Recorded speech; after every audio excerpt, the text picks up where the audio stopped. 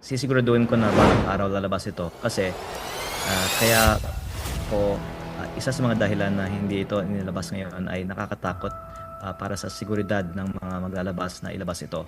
Pero kung ah, pumanaw na ako, nagbigay po ako ng instruction na ilabas yung buong Cabral files. Inilabas na ni Congressman Leandro Leveste ang tinaguriang Cabral Files kung saan naglalaman ito ng mga bilyon-bilyong insertions ng mga mambabatas sa kanilang mga distrito. Nakasulat dito ang pangalan ng district representative pero hindi sila ang proponent sa buong budget.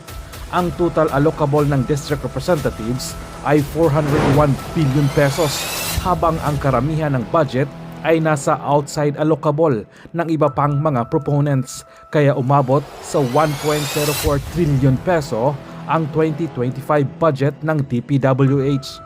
Mapapansin din na si dating Speaker Romualdez ang may pinakamalaking insertions na umaabot sa mahigit 19 billion pesos sa kanyang distrito. Makikita natin kung paano nilustay at binulsa ang pera ng taong bayan ng mga buhayang kongresista na ito na sila din ang nasuhula ni Martin Romualdez ng 150 million pesos each para pumirma sa impeachment complaint laban kay Vice President Sara Duterte. Listahan po na nakuha mula kay Undersecretary Cabral, mailalabas na ba ito? May isa sa publiko na po ba ito, Congressman? Actually, ang DPWH ay nagbigay din ng announcement kaninang hapon na ibinigay na nila ito sa ombudsman. At least may progress. Sana isa sa publiko na rin po nila at hihintayin lang natin po na magbigay sila ng opisyal na pahayag. Pero unti-unti may mga nilalabas na rin na po tayo na mga insertions ng iba nating mga kasamahan sa Kongreso. Opo, meron po kayong inihain na resolusyon na imbestigahan din po itong pagkamatay ni Undersecretary Cabral. Sakaling pahintulutan ito, maaari din bang ilabas yun doon sa mismong pagdinig?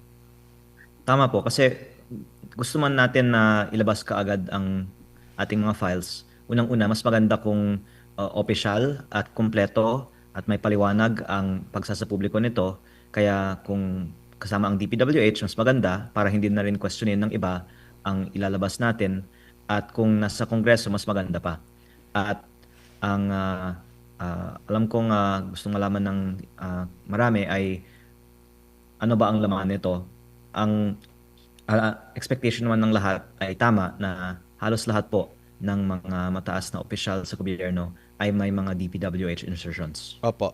Pag sinabi po nating insertions, itong mga proponent ba nito ay automatic may nagawang kasalanan, Kong? Hindi po. At ang ibang mga veterano ay ipinagmamalaki nila ang kanilang mga insertions dahil maganda naman ang mga nagresultang mga proyekto dito. Pero may ilang mga insertions na hindi man lang alam ng mga komunidad na ang mga proponent ang nag-insert at pati yung mga proyekto hindi nga alam na may ginagawa ang komunidad. At minsan, ang mga proponent ay may kaugnayan din sa mga contractor na gumagawa ng mga proyektong ito. Kaya kapag may itinatago, ang suspicion ay may masama. Opo. At kung hindi natin itinatago, mas maganda, yan po ay patunay na walang masama. Opo. Doon po sa listahan po, sir, meron po ba kayong rough estimate muna kung ilan nga yung nasa listahan na may insertions at listahan po ng mga proponents at maaari nyo bang maibahagi kung ilang ang percentage dito na tingin po ninyo ay merong anomalya? Sa DPWH 2025 National Expenditure Program, meron 721 billion pesos of projects at bawat isa ay may proponent ayon sa listahan ng DPWH. Sa 721B na ito, 401 billion ay proponent ang district congressman. Ito po ang tinatawagang allocable. At yung lampas dito na 320 billion ang outside allocable na iba-iba ang mga proponent. Kasama po dito ang tinatawagang leadership fund. At meron din pong mga ibang code names na ayon sa aking research ay mga pinaparte-parte sa mga kontraktor. Ang ibang mga proponent din naman ay mga secretary at undersecretary ng mga ahensya na hindi DPWH. Kaya ang lumalabas, basta ikaw po ay mataas na opisyal sa gobyerno, pwede kang humirit ng flood control project insertion. Opo. Sir, linawin ko lang, yung daan-daang mga allocables, yung mga insertions na sinasabi po, meron po ba kayong maibahagi na estimate kung ilang porsyento rito po yung possible may anomalya? Ang sinabi ni former DPWH Undersecretary Roberto Bernardo, almost 100% of bids in DPWH are rigged. Kaya ang masasabi ko, nasa mataas na presyo din po ng mga proyekto na may anomalya. At talagang bihira lang ang tunay na bidding sa DPWH. Ang question lang kung yung proponent ay may kinalaman dito dahil maaari naman na ituro lang sa mga district engineering offices ang mga anomalya. Kung makikita natin na ang mga proponent pala ay sila mismo may-ari ng kontraktor o malapit sa mga kontraktor, yun po ay posibilidad na may anomalya. Pero kailangan ito pa ng further investigation. Ang listahang ito ay hindi conclusive, pero ito po ay matulunging na simula, kaya mabuti na isa publiko para pwedeng simula ng mga investigasyon. Opo. Congressman, itong listahan po ni Yusek Cabral ay for 2025 na budget natin? Meron po siyang listahan taon-taon. Yung pinakamarami kong detalye ay tungkol sa 2025 budget kasi yun po ang mismong hiningi ko, pero meron din po akong mga nakitang iba pang mga taon. Opo. Siya lang ba ang merong ganitong klase ng listahan and na-confirm nyo rin po ba na sa iba pang mga undersecretary ay meron din ganitong listahan, Kong? Si Yusek Cabral po kasi yung gumagawa ng budget sa planning services ng DPWH at ang kanyang staff ay baka may mga kopya din ng mga files na ito at may mga handwritten instructions din naman sa kanyang mga files na galing kay SMB ang endorsement. Si SMB po ay si Secretary Manny Bonoan, kaya hindi naman lang po siya mag-isa na gumagawa nito. Pero ang nakakapanghinayang nga ay hindi natin nabigyan siya ng pagkakataon na maging witness at ipaliwanag ito nung siya po ay buhay. At ito po ay sana maging lesson din na we take advantage sana of the DPWH officials to be witnesses dahil sila po ang makakaturo ng mga mas malaki pang isda sa mga investigasyon na ito. Opo, nabanggit nyo po na sa Kongreso at sa executive, kabilang po dun sa mga sangkot and private, no? Pero karamihan po ba dito sa mga opisyal na ito ay incumbent po? Opo, kasi kung hindi ka incumbent, wala ka namang connection para makakuha ng mga DPWH insertion. Opo. Sir, doon sa nabanggit nyo po na from sa executive outside ng DPWH, lahat po ba ng executive ng mga agency po ay, lalo na yung mga secretary or undersecretary, ay humiling ng sa patungkol sa flood control kahit hindi angkop doon sa kanilang ahensya? Opo, at yun po yung surprising na walang kinalaman sa DPWH at sila ang nakasulat na nag-identify ng mga flood control projects. Bago lang si partner MJ, doon naman ako sa private individuals. Mga anong klase pong mga tao ito, congressman, itong mga pribadong individual? At flood control lang po ba or meron pang ibang infra projects yung kanilang hiniling or sila yung naging proponent? At marami-rami din po ba sila? Yung mga private individuals ay mostly mga contractor, pero meron din mga ni-research ko na hindi naman contractor, parang mga kaibigan lang. Kaya parang yung mga insertion parang binibigyan lang sa mga kaibigan, parang premyo siguro dahil sa suporta sa election. Po, Kong, good evening. Si MJ po ito. Sir, gusto lang ma-establish yung lahat ng files na nabigay po sa inyo ni Yusek Cabral. Paano napunta, sir, sa inyong mga kamay? Mabuti pong tanong. Ako po ay nung bagong halal pa lang sa Mayo, nagtatanong na sa DPWH bakit ang budget ng Batangas na malaking probinsya ay mas maliit kaysa sa budget ng mga mas maliliit naman na mga probinsya. At ang aking first meeting sa office ni Yusek Cabral ay nasa June 11 at nagbigay siya sa akin ng mga paliwanag, pero ang lumalabas ay talagang ayon sa mga favored districts talaga ang alokasyon ng budget. At nagsulat po ako August 11 asking for the complete files and numbers. And then nung na-appoint si Secretary Vince Dizon September 1, nakita ko ang oportunidad na sumubok muli na makakuha ng mga files. Nag-set ako ng meeting sa kanyang opisina through Director Alex Bote, at nung nandun na po ako sa opisina ni Yusek Cabral, tinawagan niya si Sec Vince at tinawagan din naman ni Sec Vince muli si Yusek Cabral, at nakiusap po ako dahil sinasabi naman ng DPWH na ang gusto nila ay transparency. Pumayag si Sec Vince na ibigay ang mga files sa akin in the interest of transparency. At mabuti na nakuha ko kasi akala ko kahit hindi ko kunin, ibibigay naman ng DPWH sa ICI at Ombudsman. Pero nung pumisita ako sa ICI November 18, sinabi nila never nila nakita ang mga ipinakita ko sila, sa kanila noon. Ganon din po sa Ombudsman nung bumisita sila sa aking opisina ng November 28.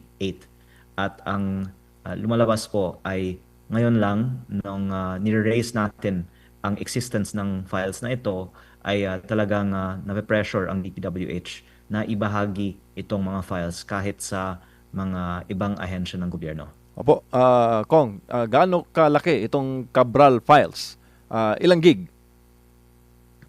Mga 17,000 plus rows ang mga projects sa 2025 National Expenditure Program, at may iba pang mga tabs. Hindi ko po na analyze actually yung buong file pa.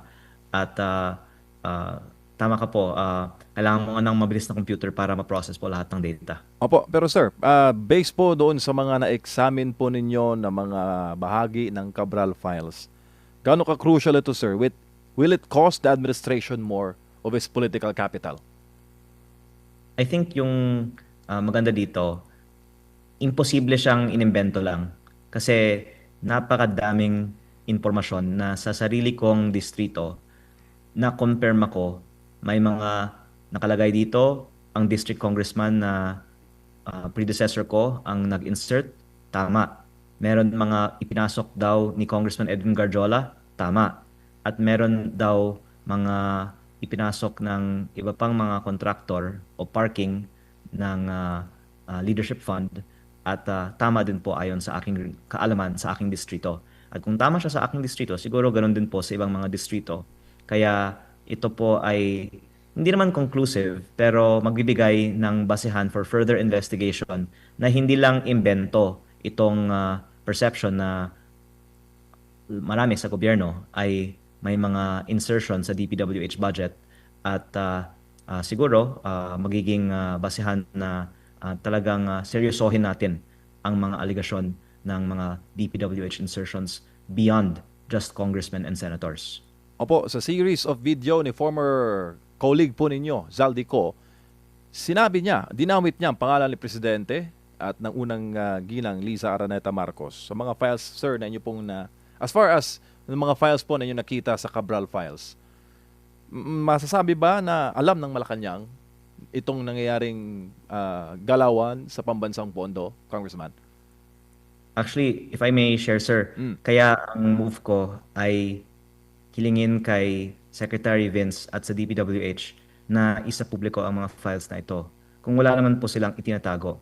Kaya ang sagot po sa inyong tanong, tignan po natin kung isa sa publiko po nila ang mga files na ito. Opo, parang abangan ang susunod na kabanata, Kong. Pero Kong, yung nabanggit po niyo kanina si SMB, Secretary Manuel Bonoan, based din po sa mga files na niyo pong nakita, masasabi niyo po ba na malaking kinalaman talaga o malaking impormasyon ang maibabahagi ng dating kalihim ng DPWH kung siya magsasalita sa issue na ito?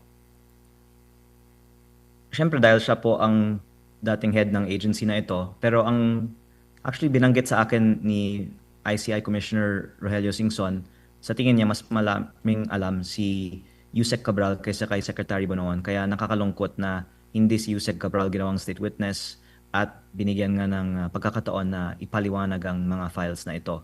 Pero I guess next to her is Secretary Bonoan. And I hope lang po that he will be protected, and sana hindi po magkakaroon ng iba pang mga trahedya sa mga dating opisyal ng DPWH.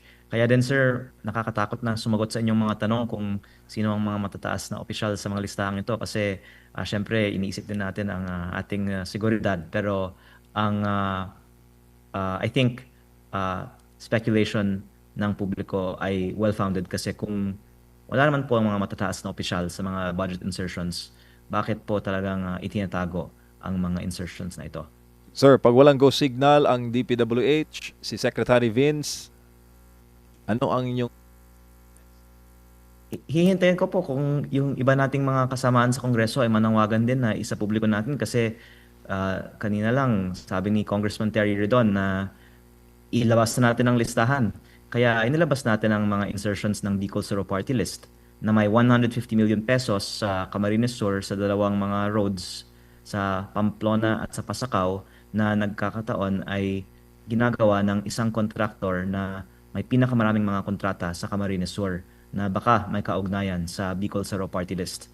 At ito po ay isang halimbawa lamang ng laman ng files na ito at kung ang iba pang mga kaibigan natin sa Kongreso ay manawagan na isa publiko ang kanilang mga insertions, then ilalabas natin po ang kanilang mga insertions. Sir, bago lang ulit si Partner Admar, yung mga staff ng office ni former Yusek Cabral, sila po ba'y dumulog sa inyo, sir, humingi ng tulong? Hindi po. At ako po ay naaawa actually sa kanila kasi sila naman po ay mga simpleng empleyado ng gobyerno. Pero ngayon, hawak nila ang napaka-importanting impormasyon. At kung ano yung pressure kay Yusek Cabral, baka to some extent ganoon din po sa kanila ngayon. So this is really serious matter and I hope also why the public can understand bakit hindi namin gustong basta-basta biglang ilabas ito. Kasi kahit noon buhay si Yusek Cabral, iniisip ko kung ilalabas lahat ng mga files na ito, baka kung anong mangyari sa kanya. At nangyari nga po yun last week. Kaya sana po, in any case, maproteksyonan natin ang seguridad ng mga staff ni Yusek Cabral. Opo, Kong, si Admar po ulit.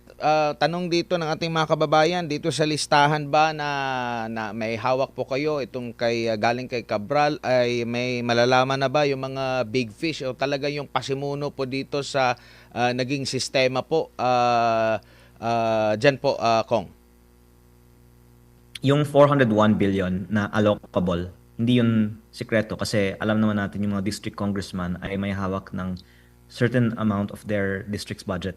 Pero yung 320 billion na outside allocable, kasama po doon ang mga projects na nakatag dito as leadership. Kaya hindi necessarily lahat po ng mga additional budget ay nakapangalan. Pero may mga codes na baka kung may House inquiry on DPWH budget insertions, pwede nating tignan, okay, lahat ng mga proyekto dito na nakatag as leadership, ano yung pattern, no? Ano yung findings natin? At sana malalaman sa investigasyon na yon sino yung big fish behind the leadership fund insertions. Opo, yung bang files na pinakita na kamakailan ni Congressman Zaldico, halos ganun din po ba? May nakita rin po ba kayong magkakapareho, Kong? Actually, gusto ko lang pong linawin sa inyong viewers na ang file ni Congressman Zaldico ay BICAM insertion, 81 billion sa DPWH. At yung file ni Yusek Cabral ay NEP mula sa DPWH pa lang, 721. Ang naging total budget ng DPWH sa 2025 ay 1 trillion. At ang mga insertions therefore ni Kong Zaldico ay wala sa DPWH NEP. Yun ay dinagdagan lang sa dulo. Sa sarili kong distrito, meron 1 billion naman na kasama sa listahan ni Kong Zaldico. At yun po ay isang proyekto na talagang maanomalya kasi hindi siya ni-request ng barangay. Konti lang ang tao doon. Actually, nasa private property. Itong 1 billion peso slope protection project, yung bundok po, nilagyan ng netting. At ang lumalabas ay ito ay project na pinili sadya para pagkakitaan. At may ganyang klase mga proyekto din sa NEP insertions ng DPWH. Pero ito po ay on top of pa. Ganun kadami po ang mga maanomalyang project sa DPWH. So, masasabi ba natin na halos lahat ng sa proseso po ng pagbabudget talagang pwedeng magkaroon po ng korupsyon. Nabanggit nyo nga po yung inyong listahan sa NEPA lang. So sa side pa ito ng executive, tapos dito rin sa BICAM na nandun din na isisingit. So talagang malawakan na po ito, or possible ba na magkaugnay yung korupsyon doon sa NEPA lang at saka dito sa BICAM po, Kong? Actually, iba-iba naman ang level of corruption sa mga project kasi may mga, halimbawa, maliliit na project, 5 million pesos, multipurpose building, water system, or even farm-to-market road sa bukid na nire-request talaga ng mga barangays na kanilang kailangan. Pero yung mga 300 million, 1 billion peso na mga projects sa lugar na hindi naman nire-request ang mga project na ito, yung mga manomalya, at yun ang nagkakataon na madalas ini-insert sa mga extra budget ng leadership fund o ng BICAM insertion list ni Kong Zaldico. At ang lumalabas po ay on top of the 401 billion na parang yun yung taon-taon ina-allocate sa mga district congressman, biglang lumaki ng 1 trillion pesos yung DPWH budget. Doon po sa extra budget on top of the 401 billion ang mga mas maanumalyang mga proyekto. Opo. Sa nakikita nyo po, kung i-relate natin ito doon sa Belgica ruling ng Supreme Court, marami bang matatamaan dito po sa nabulgar ngayon, Kong? Actually, napakagaling ng mga politiko na noon may post-enactment. Tapos, nagkaroon ng BICAM insertion. Tapos, nung nabuking din po yun, naging NEP insertion na lang. Kaya ako po tinatawagang insertion ito kasi ang mga politiko nga ang proponent pero ang nilalabas ay ang DPWH ang gumawa ng budget. Hanggang ngayon, dinedeny ng DPWH na ang mga politiko ang nagpapasok ng mga proyekto sa National Expenditure Program. At actually, very serious talaga yung misrepresentation ng DPWH na ito. Kasi kahit sa Kongreso, kaming lahat ay hinihingan at magbibigay ng minimum 150 million peso per congressman. Actually, kanina lang sa Kongreso, sinasabi ko na huwag na nating itago. Alam naman nating lahat na nagsasubmit tayo ng mga listahan. Ayon din sa mga request ng aming mga barangays. Pero ayaw aminin ng ibang mga congressman na may 150 million pesos tayo per year na minimum submission to DPWH. Baka kasi may iilan na hindi maganda naman ang mga ipinapasok sa kanilang 150 million. Pero kung wala naman tayong itatago, dapat nating ipagmalaki saan natin ipinasok itong 150 million. Pero sa mga pangyayari pong ito, Kong, no, sa kabuuan po, meron po ba kayong nakikita or needed pa ba na may isang batas ukol nga po dito sa pagbabudget po natin, or ipapanukalang batas, or meron ng existing na batas, o talagang i-separate na lang po ng tuluyan para maiwasan? Kasi nababahira na po ng masamang imahe, lalo na po sa Kongreso po, Kong, no? Sad to say, pero kumbaga, lagi kasing nababanggit na sila yung mga pasimuno nito, sila talaga yung nagba-back up niyan. Why not na talagang trabaho lang ng mga nasa Kongreso ay magpanday lang po ng batas at hayaan na lang po yung executive ang talagang manguna dyan sa tulong na rin ng mga mayors para lubos na kumbaga yung trabaho din nila at maiwasan na po ito, Kong. Kakayanin ba or still mahahanapan pa rin yan ng butas po? I agree na dapat yung mga LGUs maging mas involved sa mga projects kasi napansin ko sa aking distrito, mas maganda naman ang quality at presyo ng mga LGU projects. At ang DPWH ay actually may provision sa bagong budget na pwedeng i-devolve na lang sa LGU ang implementation ng certain projects. Pero ito po ay at the option lang ng district. At ang sabi ay karamihan daw ayaw na ang mayor ang gumawa kasi syempre pag sa mayor iba naman kaysa kung sa DPWH na hawak ng congressman. At nakakalungkot po na yun yung nag-i-influence ng decision making natin kung sino yung implementing agency.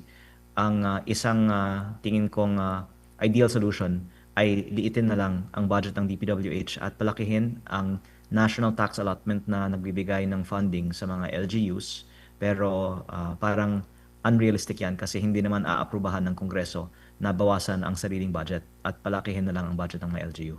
Opo. Sa pag-implement po ng mga projects mula sa mga insertions po, Congressman, pinagpapaalam po ba ito sa lokal na pamahalaan? Kasi marami tayong naririnig, hindi nila alam na meron palang proyekto. Yung iba naman parang nagsiselo sila kasi bakit kung sila ang gagawa ng proyekto, napakaraming proseso na pagdadaanan bago ma-implement yung kanilang desire na na proyekto. Pero pag ay congressman, napakabilis na ma-implement ng project po.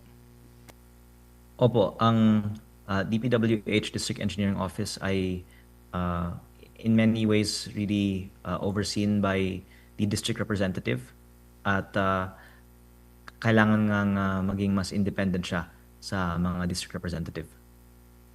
Opo, Kong, si MJ po ulit. Sir, yung 2026 budget, marami po nagsasabi na dahil booking na ang flood control, yung item na yan, lumipat daw po doon sa farm to market roads at sa MAIP.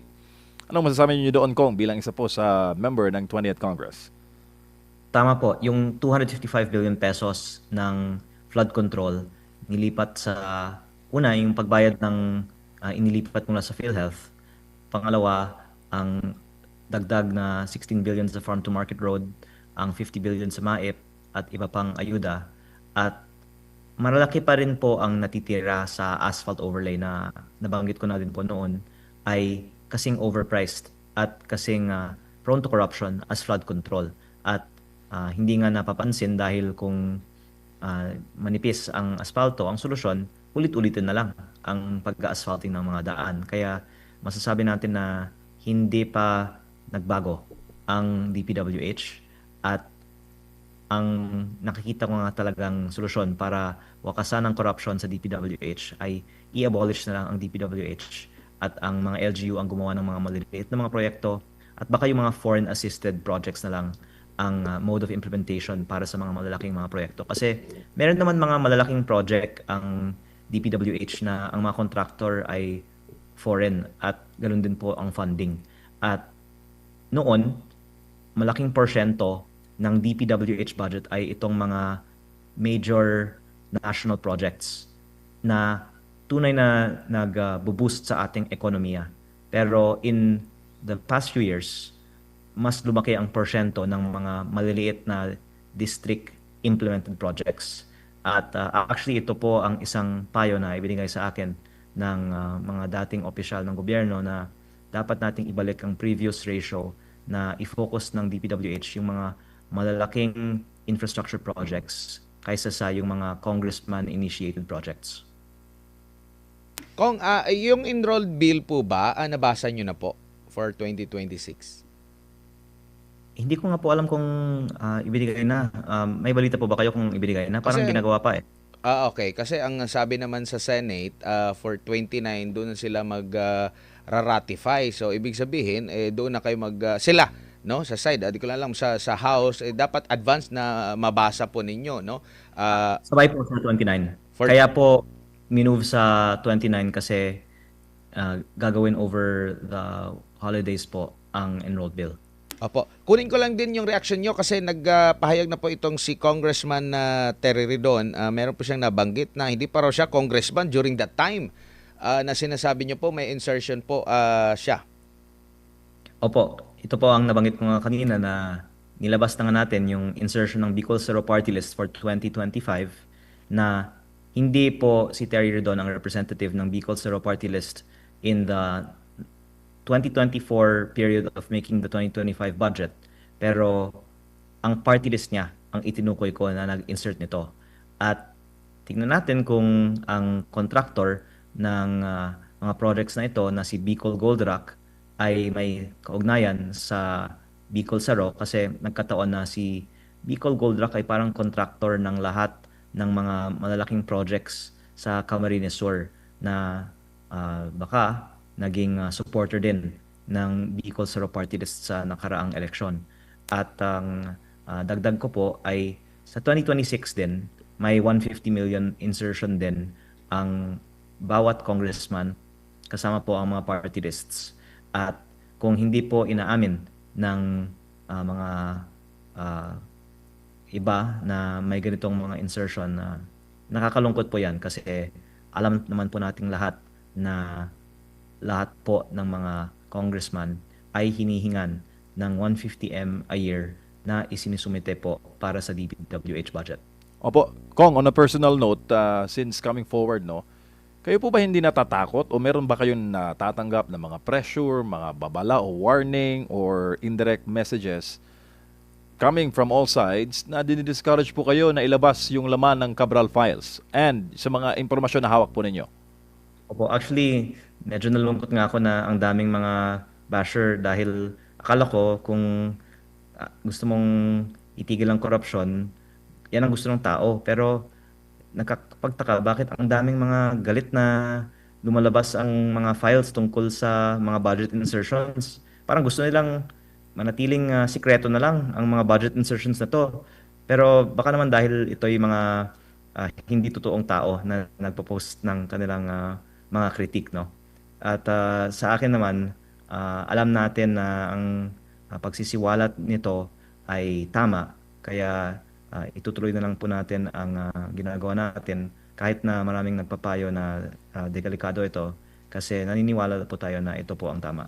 Sir, last question. Ano pong assurance na maibibigay po ninyo sa ating kapwa Pilipino, sa ating global audience na itong Cabral Files ay hindi po maililibing? Lalabas ba ito sa publiko, maisa sa publiko at yung accountability susunod doon po sa mga nasa pangalan o listahan po ni former Yusek Cabral? Pwede ko pong ibahagi ito. Yes, sir. Sisiguraduhin ko na balang araw lalabas ito kasi kaya po isa sa mga dahilan na hindi ito inilabas ngayon ay nakakatakot para sa seguridad ng mga maglalabas na ilabas ito. Pero kung pumanaw na ako, nagbigay po ako ng instruction na ilabas yung buong Cabral Files.